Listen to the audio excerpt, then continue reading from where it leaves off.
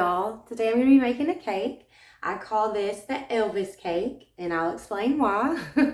I've always heard and read that Elvis was infamous for eating fried peanut butter and banana sandwiches, or just peanut butter and banana sandwiches. So what I'm making is a banana cake with a peanut butter cream cheese icing. This is actually the banana cake recipe. It's actually the same as my banana nut recipe, except I'm not going to be putting nuts in it, and I'm not going to be putting the cinnamon in it because I've got that peanut butter flavor from the icing. So the first thing that I'm going to do is I'm going to zest one lemon, and I'm going to mash up 4 very ripe bananas. The way that I mash my bananas, I just put them in a bowl and just use a fork to mash them till they're just good and smooth. And to zest a lemon, I just use my microplane. When you're zesting a lemon, you want to make sure that you don't get down into that white of the peel, because that's very bitter. You want to lightly do it just on the surface to get that yellow stuff. Because like I said, if you get down to that white, it has a very bitter taste, and we don't want that. All right, so now I'm using a stand mixer. You can certainly use a hand mixer if you don't have a stand mixer. And if you don't have a hand mixer, I'm sure you can make it by hand too, because you can make anything by hand. But I'm using a stand mixer. I'm going to be using my paddle attachment. First thing I'm going to do is I'm going to put my bananas in here. And that was 4 very, very ripe bananas that I just mashed with a fork. Now I'm going to add 1 cup of regular granulated sugar and 1/4 of a cup of light brown sugar, just lightly packed. Now with my paddle attachment, I'm just going to mix this on low till it's all good incorporated and smooth. And my mixer was plugged in this time. Alright, now we're going to add in 1/2 cup of oil, 2 large eggs, a teaspoon of vanilla, our lemon zest. It doesn't matter how much lemon zest, and you actually don't have to use it if you don't want to. To me, it just adds a little brightness. It came out to be about 1/2 teaspoon that I got off of that lemon, but it was a small lemon. Okay, now 1/4 of a cup of sour cream. 1/4 of a cup of sour cream.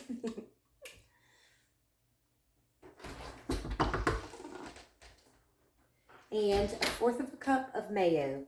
I'm just using regular old plain mayo. It's not reduced fat or anything like that. It's just mayonnaise, just regular mayonnaise. All right, now I'm going to mix that on low until it's all smooth and incorporated. All right, so now I'm going to, in a separate bowl, whisk together 2 cups of flour, 1/2 teaspoon of salt, 1 teaspoon of baking soda.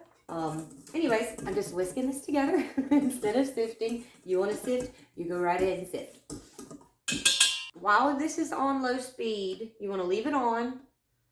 Well, you want to leave your mixer on low speed while you add this. I'm just going to gradually mix in all this flour.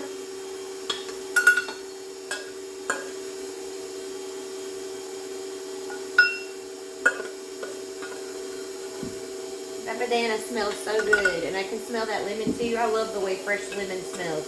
And also, you could put orange zest in here. I've used orange zest whenever I didn't have a lemon, and it's good too. It doesn't taste like an orange, and it doesn't taste like lemon. It just gives it this little bit of brightness to it. All right, just gonna scrape my sides real quick, and then let it finish mixing together. You don't have to beat this for a long time or anything like that. You just want to mix it well enough so that it's all incorporated, that it's just all mixed together. I'm just going to scrape my sides and my paddle attachment and just mix that a little longer. All right, that's all mixed together real good. This recipe, it calls to put it all in one pan, but I want to do a layer cake. So I'm going to be doing it in two 9-inch pans. So just going to bring my pans. If you don't have non-stick baking spray, you can rub your pan with oil. Just rub a coat of oil in your pan and then put some flour in your pan and shake it around and coat it all with flour and then dump out the excess flour. And it works great too. It probably works better than this. That's how they used to do it before they invented this. So I'm just going to split up this batter in between these two pans. And I've got my oven preheating on 350. I don't know about y'all, but I love cake batter. But I'm sure somebody would lose their mind if I licked some of this raw cake batter right now. I'm just going to split this equally between the two pans. And they might be thin. The cakes themselves might be not real tall, real thick. But that's okay. It'll cook quicker. And like I said, I want a layer cake. If you don't want to do a layer cake, certainly just put it all in one and be done with it. You could also do it in a bundt pan. I love bundt cakes. I do. That is my go-to cake. If I just need to make a cake real quick, or we just want a cake, then I usually make a bundt cake and then make some type of little real quick cream cheese glaze or something like that for it. I love bundt cakes. I just do. I make bread in them. I make quiche in them. If I can make it in a bundt pan, then I'll try it. Just going to evenly spread all this out, and see, they're not real full, but that's okay. And I like to take my when I'm making a cake, I like to shake it on the counter and pop it on the counter a few times to get all the air bubbles to pop up. You certainly don't have to do that, but I do. I started doing it a long time ago and I never stopped. All right, so I'm gonna go put these in the oven at 350. It says 30 to 45 minutes, but that's for the whole thing in one pan. So I'm going to start with 20 minutes and check it. I know most people, they say it's done when the toothpick comes out clean, but I'm going to show you how I do mine to keep my cakes very moist. I do it whenever there's just a little bit of crumb stuck to the toothpick. Because when you take that cake out, it's going to continue to cook some. So I take my cake out whenever there's just a little crumb stuck to the toothpick. Not batter, not raw batter, just a little crumb stuck to the toothpick. To me, it just makes a much moister cake. But anyways, I'm going to go put these in the oven at 350, and I'm going to start with 20 minutes. All right, while we're waiting for our cakes to bake, I've got my bowl washed. I'm going to go ahead and make our icing. I start with 1 stick of softened butter and 1 cup of peanut butter. I fixed my whisk attachment real quick. One of these little things came out, so I gotta put it back in, so that's great.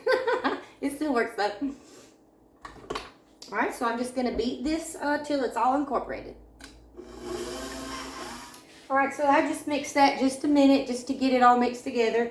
Now I'm going to put 2 packs of softened cream cheese, and I beat my butter and all that first because to me sometimes if you beat your cream cheese too much, it's like the fat will start to come out of it and separate, and then it'll get real loose and it's almost impossible to thicken it unless you put a ton of powdered sugar. I don't like to put a ton of powdered sugar in mine. I don't like it super sweet, my icings. So I usually just beat it to get air in there instead of just a ton of sugar to make it stiff. So we're going to put in 2 packs of softened cream cheese. So what I do is I just turn it on like a low and let it get real mixed in together. And then I'll put the sugar in and beat it then to get it thick. So I'm just going to mix this on low until that cream cheese starts getting mixed in real good. And you will want to stop and scrape your sides and your bottom while you're doing this. All right, so that's all mixed together real good. And I've lost my sugar. Here it is. And this is about 3 cups of powdered sugar. Honestly, it's the only powdered sugar I have at the house. And a lot of times, unless I'm planning to make a cake for someone that asks me to make them a cake, I usually, making my icing, I go with whatever I have in the house. Now, if I have the actual amounts that I would use if I was making a cake that someone asked me to make, then I'll use that. But like I said, I don't like heavy, very sweet icing. So if you want to add more powdered sugar to this, then you go right ahead. If you like that thick, sweet icing, put more powdered sugar in there. This is about 3 cups of powdered sugar I'm putting in. Like I said, that's what I had. That's all that was left in my powdered sugar bag. And I didn't want to go to the store, so we're going to make this work. Now I'm just going to beat this powdered sugar in here. I start off on slow to get it mixed in, because if you turn it up high right now, powdered sugar is going to go everywhere. And I know because I've done it 1,000 times, so don't do that. Alright, I got that mixed in pretty good, and I scraped the sides and the bottom. So now, I got to shake the cake. They're not done yet, but they're close, just a couple more minutes. So anyways, I scraped my bottom and I got that pretty well mixed in. So now I'm going to turn it up to a higher, probably medium, and let it just whip together and get a little fluffy. So I beat that about 2 minutes, just so it got to the consistency I like. You know, it got good and thick. And I am going to give it a taste. Oh, it's so good. That peanut butter icing is so good. And it's so easy to make. If you don't have a full 8 ounces of peanut butter, put as much as you have in there, and it will still work. It'll still come out. If you don't have as much powdered sugar as you're supposed to have, put it in there, and it will still come out. It will work, I promise. It may not be as sweet as you want it, but this icing is very good. It's very rich. If there is plenty of sweetness to it, it's not overpoweringly sweet, though. And I just think it's great. So, all right, we're just waiting on the cakes. All right, it's hard to see. Let's see if I can get it to focus. So see those little bitty crumbs stuck to the toothpick? That's what I mean when I say I take it out whenever there's crumbs stuck to it. Whenever there's still little crumbs stuck to it, that's when I take it out. Not raw batter, just little crumbs stuck to the toothpick.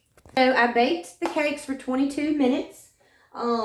I tried to show you what I meant by the little crumbs on the toothpick.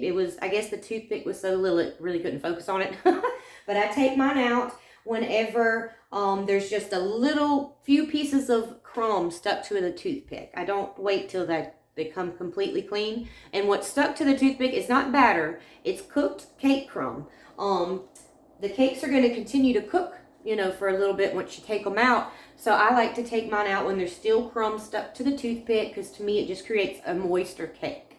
What I also like to do is take a piece of foil and kind of bend it like this and just loosely cover the cakes. I'll let them sit like this for 10 minutes and then I'll take them out and put them onto the cooling racks. The reason I do that is sometimes, and if you bake cakes you'll know what I'm talking about, sometimes that bottom edge and sides can be like kind of hard and crunchy. To me, this just helps seal in that moisture and keep them from getting hard and crunchy on the outside. This cake, but I guess because of the bananas and the moisture from the cream, sorry, not cream cheese, sour cream and mayonnaise, it really doesn't do that. It really doesn't get that hard, crunchy stuff. But I'm just in a habit of doing this with all my cakes just because I like to have a softer edge and crust on the bottom. So I'm just going to let these sit for 10 minutes like this, and then I'm going to take them out and put them on the racks to cool.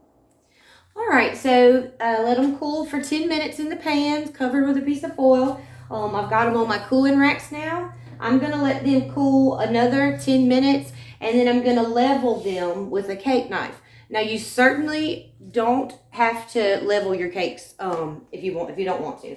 I just do it because I'm, from having to make cakes for people that requested them, they look better and while they're even and everything.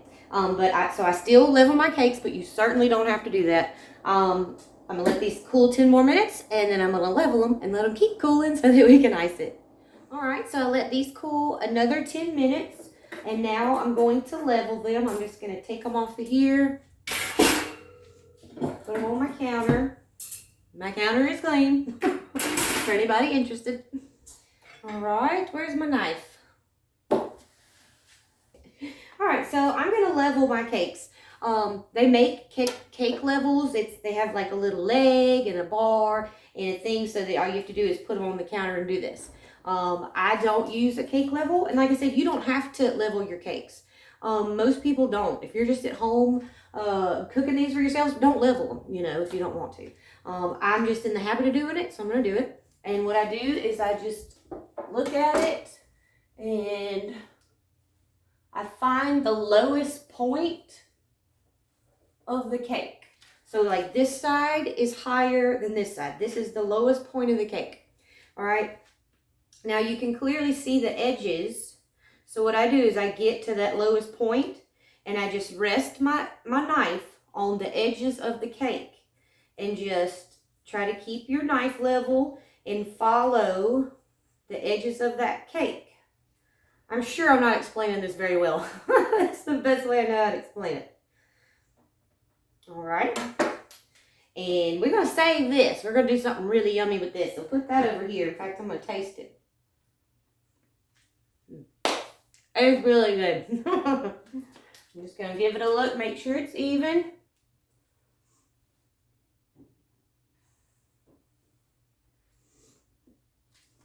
All right, move this to the side.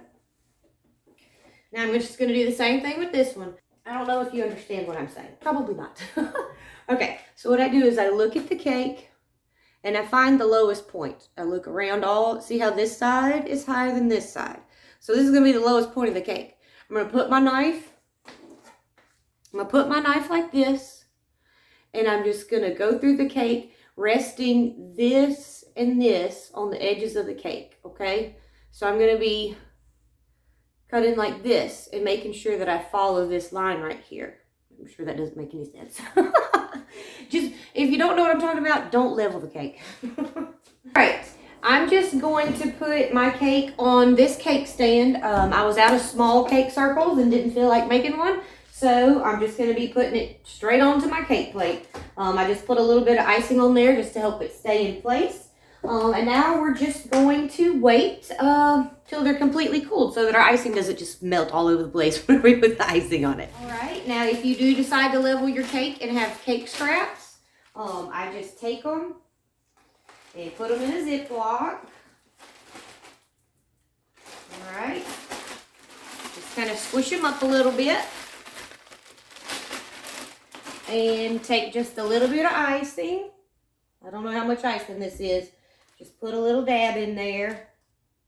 Whoop, I slung that on my shirt. So just put a little dab of icing in there. We'll do a little bit more. So I just put like that much icing in it. It wasn't much, maybe like 3 tablespoons.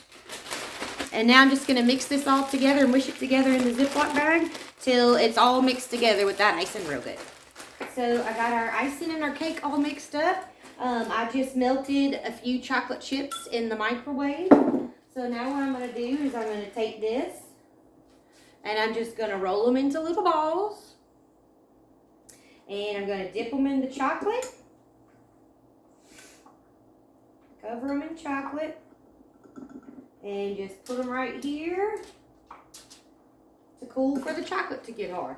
And I'm just going to do that with all of this. They're just cake balls. That's how easy they are. If you ever have cake scraps and some icing, that's all you do. I actually have made cake balls without icing. Just take the cake scraps and smush them all up into little balls, and they're really good too. So I'm just going to do that with all these while I wait for the cake to cool off. All right, so our cakes are cooled off now. I'm out of icing piping bags. So I'm just going to be using a Ziploc. And you don't have to do it this way. You can just take your icing and ice it however you want. I just do it this way because this is what I'm used to. This is just how I do it. So if you don't have a piping bag, but you have a gallon of Ziploc, I just, let's see. I take the top and I fold it out like this. I'm just going to put my icing right in that bag.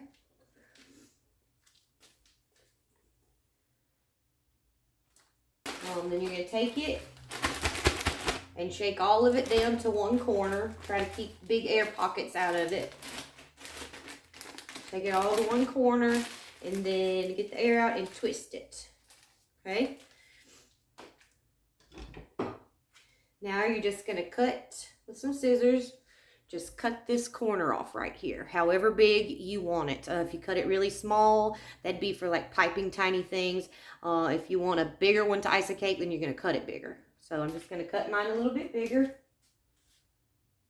All right, and what I'm going to do is I'm going to make a ring with the icing around the edge. And if you have a different filling, like a fruit filling or something on a cake, I always make the ring of icing like that, whatever icing I'm using on the outside, and then I fill this part up with the filling. But we don't have filling today, so just if you ever need to know that. I'm just going to put some icing in the middle here, just swirl it around. Just make a little swirl. Okay. I'm going to take my cake spatula, and if you don't have one of these, that's fine. Use a spoon, whatever you want. I'm just going to smooth this evenly. This is a lot easier if you have a cake turntable, but mine is broken. So I'm just going to be turning this by hand. There we go. Now I'm going to take this piece and I'm going to flip it upside down so that you have a nice hard edge from the bottom. And just make sure it's on there evenly. Okay. Now, again, I'm going to make a ring around here like this. Whoop, that part fell off. That's okay though.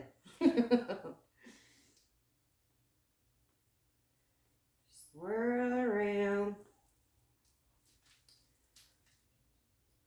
Hope y'all can see this. And then I'm going to take the edges and I'm just going to go up and down like this.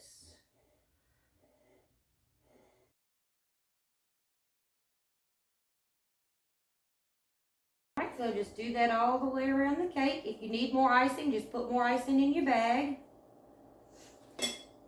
And now we're just going to smooth it. I start at the top and just go in a circle. But I mean, regardless of what it looks like, it's going to taste good, and that's what really matters. That's what I always say. May not be real pretty, but it sure tastes good. And plus, at the end, we can do all sorts of stuff to it to make it look really fabulous. So I do the top like that, and then I start on the edge and just run this around it. All right. And I like to take my spatula and just clean it off. And now go back and touch up the areas that need to be touched up. And I put some more icing in my bag and dropped it all over the table as well. So I've got icing everywhere at the moment, but that's nothing new. So I'm just going to push my icing back down to this corner. Whoop, so you can squirt it on the table. Try to get all that air out. Try to do this over a plate because it makes a mess. All right, and I don't have any, I don't have a piping tip or anything on. I'm not doing all that. So I'm just going to go around like this. Doop, boop.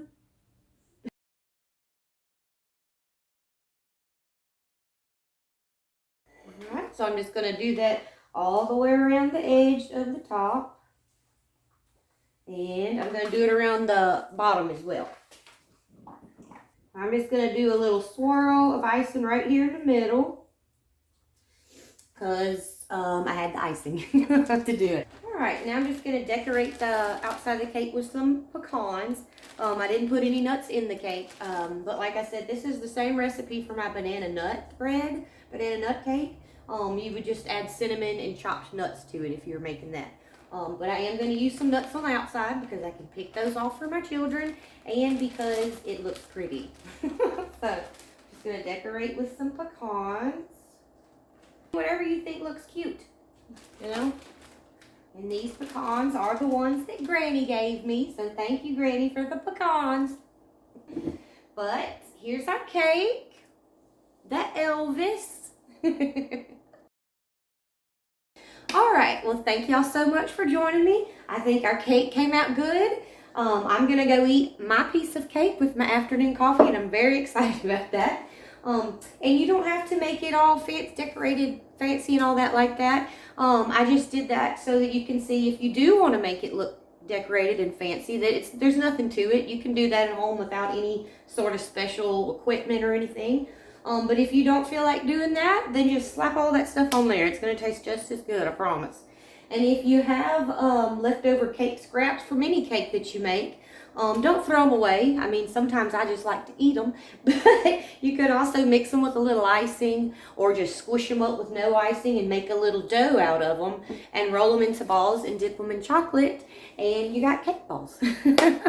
But anyways, Mr. Man over here is starving to death, so I can't play with y'all anymore. I gotta go make dinner, and I'll see y'all next time.